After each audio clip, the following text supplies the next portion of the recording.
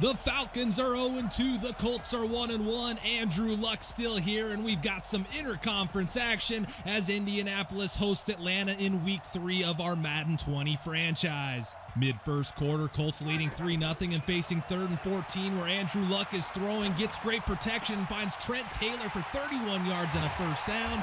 4 plays later, 2nd and 3, Luck with the play fake and throwing again where he fires to Eric Ebron, who slips away from the secondary and has a red carpet to the end zone. And for the 3rd week in a row, the Falcons find themselves down by double digits in the first quarter. Later in the first, Falcons facing 3rd and 8 where Matt Ryan looks to throw, but the 5-man clowns show up front, can't block 3 rushers, leading to a sack and an Atlanta punt. 2nd quarter now, Falcons back with the ball and on the move as Ryan hits Julio Jones, who takes it right to midfield for 15 yards. Next play, it's Ryan throwing again to a crossing Mohamed Sanu for 19 more and another first down as the Falcons enter Colt territory.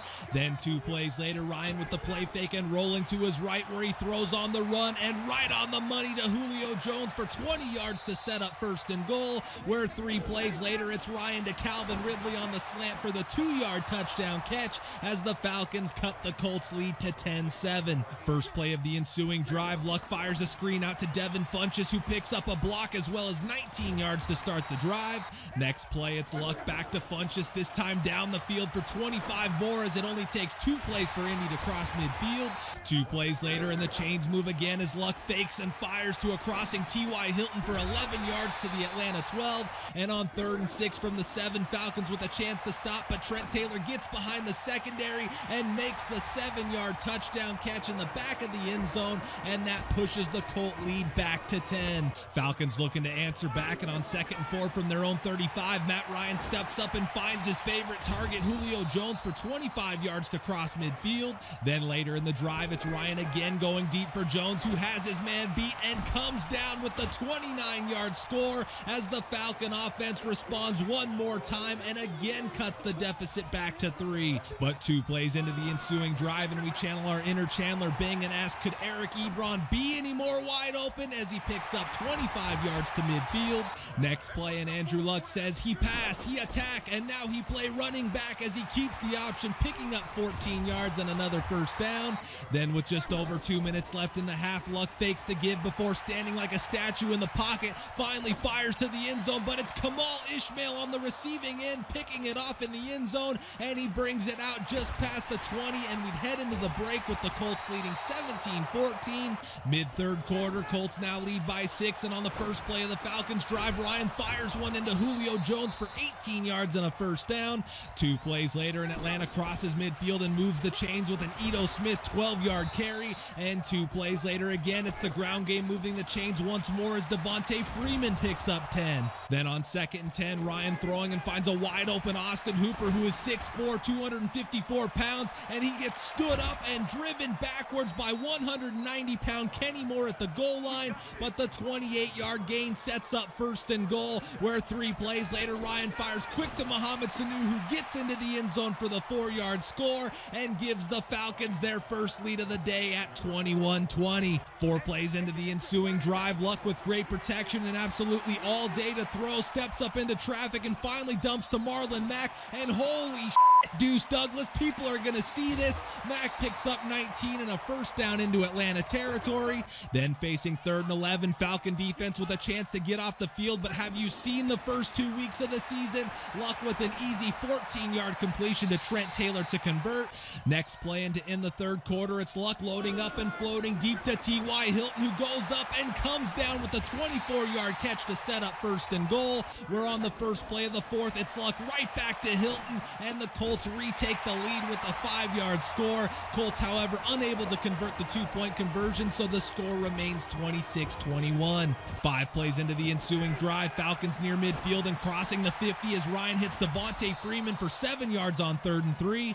Next play, it's Freeman on the ground, this time taking it right to the marker to make it 2nd and inches, and after picking up the first, it's Ryan with the play fake and looking for a wide open Austin Hooper, but he overthrows outthrows him by 5 yards, and his pass ends up right in the hands of Kenny Moore, and the devastating interception gives the Colts the ball with 10:25 to go. Falcon defense with a chance to get it back, but on 3rd and 1, it's Luck finding Trent Taylor for 8 in the first down. 3 plays later, and it's 18 yards on 3rd and 7 as Luck finds a wide open Jack Doyle over the middle, and with time running out, it's once again 3rd down. Luck fakes and fires. Devondre Campbell hits Doyle right as the ball arrives, and yellow flags fly. Pass interference is called, giving the Colts yet another first down. And following the penalty, it's Luck quick to Tommy Bohannon, who picks up 16 more on the catch and run to set up 1st and goal, where Luck and the Colts cap off the 13-play, 91-yard, 7-minute, 7-second drive to push their lead to motherfucking 12. And on the first play of the ensuing drive, the meltdown reaches full tilt as Ryan tries to fit a desperate pass into Mohamed Sanu, but it's Quincy Wilson with the interception that's going to all but end this one. But first, it's down the wonderful road of Madden AI, where you'd think with no timeouts left, the Colts run out the clock, right? Wrong. They throw, picking up 8, going out of bounds to stop the clock. Then on 3rd down, they're faking the run and throwing again, where the pass ball's incomplete, once again stopping the clock. And just when you didn't think it could get any dumber, they go and do something like this and totally redeem themselves as they fake the field goal, picking up the first down, and now they'll run out the clock, right? Wrong. They continue to run unnecessary plays as Marlon Mack walks in from 6 yards out and marks an end to this godforsaken misery as the Falcons enter the 4th quarter with a 1-point lead and leave the stadium with a 19-point loss, and as the victims of one of the most insane passing days in NFL history, as Andrew Luck completes 43 of his 51 attempts for 457 yards and 4 scores. The Falcons fall to 0-3 and look like John Travolta in Pulp Fiction as they try to find any kind of answer for how their defense has played through the first 3 weeks of the season.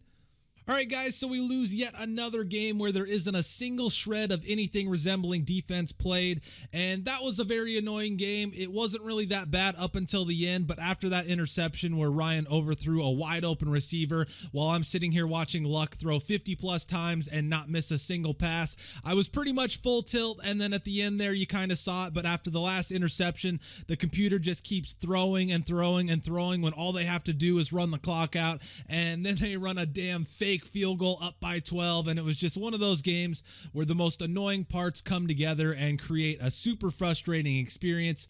But we fall to 0-3, and as we start the second half of the video, we're going to start with an injury update. And during the Colts game, our left guard James Carpenter suffered a shoulder tear, and he's going to be out for the next 4 weeks. Jamon Brown will take his spot for the time being, and with good play could very well hold that spot even upon Carpenter's return. Next up, we're going to check in with Duke Riley on his breakout player scenario, and he picked up 3 tackles against the Colts, but none of them were for a loss, so he doesn't manage to get the upgraded dev trait, but he promises it's not for lack of effort before passive-aggressively questioning my scheme and play calling.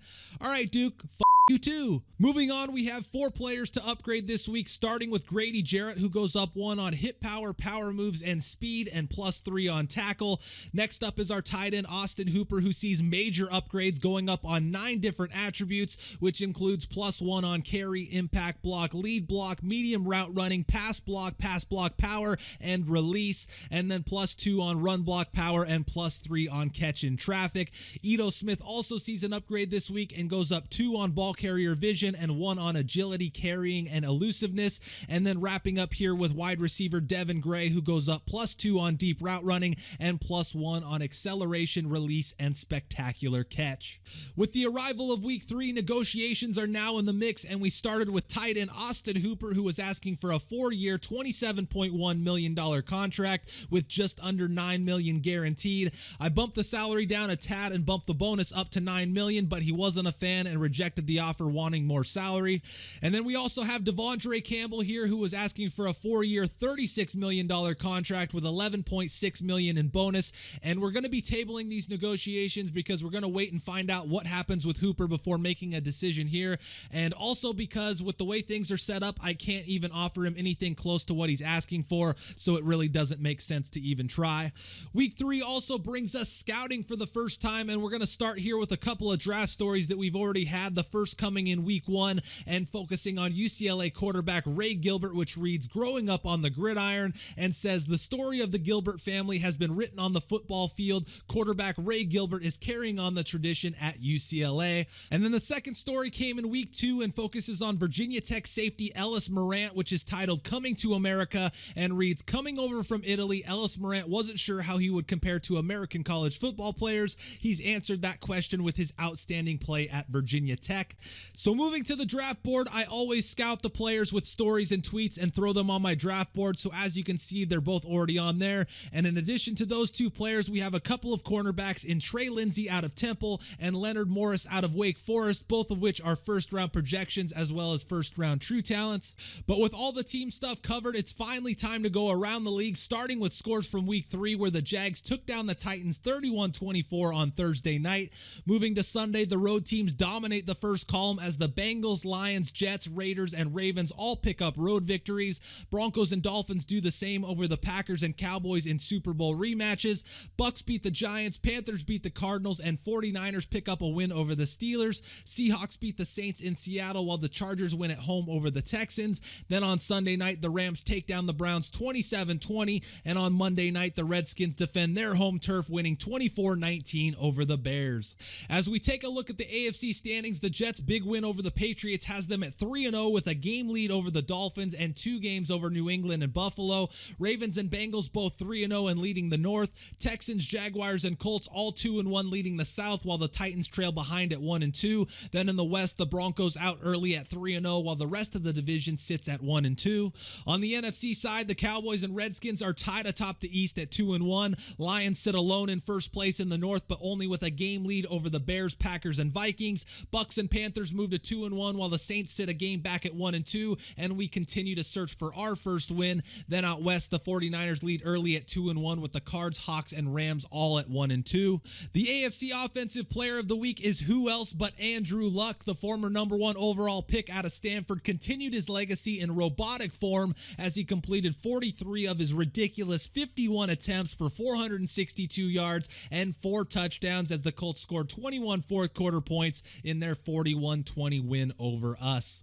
As for the NFC, it's Dallas Cowboys quarterback Dak Prescott taking home the award this week. Prescott was 20 of 31 for 284 yards and found the end zone 3 times, which was good for a 126.2 passer rating. However, his Cowboys were on the wrong end of a 35-21 defeat to Miami. For the second time in 3 weeks, we contribute to a clean sweep for the weekly awards as Quincy Wilson of the Colts takes home the AFC Defensive Player of the Week. Wilson was only in on 2 tackles, but matched that total in both pass deflections and interceptions in the 41-20 stampede of our Falcons. Then lastly, for the NFC, Nigel Bradham of the Eagles takes home the Defensive Player of the Week. The 8th-year Florida State product tallied 12 tackles and 2 sacks of Lion quarterback Matthew Stafford, but it couldn't prevent the Lions from coming into Philadelphia and walking away with a 34-20 victory. Moving on to the league leaders, Mr. Robo himself, Andrew Luck, now leads in yards with just over 1,000. Sam Darnold leads the way with 10 touchdowns already through 3 weeks, and NFC Offensive Player of the Week Dak Prescott leads the league with his 130.2 passer rating. Fellow Cowboy Ezekiel Elliott continues to lead the league in rushing yards with 333. Melvin Gordon is now tied with Jordan Howard at the top of the league with 4 rushing touchdowns, and Kareem Hunt regains his spot atop the yards per carry leaderboard with his 7.2 average. On to the receivers, Emmanuel Sanders continues to hold his lead in receptions with 24, but it's our own Julio Jones who now leads the way in receiving yards with 387. Then tied with others at the top of the receiving touchdowns is Bengals receiver AJ Green, who's found the end zone 4 times through the air. Then lastly, for the defense, Deion Jones's 18 tackle performance against the Colts has him now leading in tackles with 38. Von Miller has 5 sacks through 3 games, which puts him on pace for a new NFL record as he leads in sacks. And Eagles cornerback Ronald Darby is among a few players tied with 2 interceptions, which is good for the most in the NFL. Looking forward to next week's schedule, things get started on Thursday night with the Eagles at Packers. Then on Sunday, we host the Titans in desperation mode at 0-3. Same story for the Giants as they host the Redskins. Chargers head to Miami while the Raiders head to Indy. Panthers, Texans, and Chiefs, Lions in interconference action. Ravens with a chance to bury the Browns early and put them 3 games back in the division. Bills, Patriots in a big AFC East game for both teams. Bucks at Rams, Seahawks at Cardinals, Cardinals, Vikings at Bears, Broncos host the Jaguars. Then on Sunday night, the Cowboys head to the Big Easy to take on the Saints. And on Monday night, the Bengals with a similar opportunity as the Ravens with a chance to drop the Steelers to 3 games back with a win on Monday night. Jets and 49ers with the week off as buys have begun. But that's going to do it for week 3, guys. Another rough game and another rough loss, but we're going to try and roll with the punches and keep things going here. Next video, we host the Titans and once again are looking for our first W. This video was a bit more indicative of how things will be from here on out, as there should be a pretty good balance of team versus league stuff following the highlights. But hope you guys are enjoying what you've been seeing from a presentation standpoint and are looking forward to more from the series. Appreciate you guys tuning in, and until next time, thanks for watching.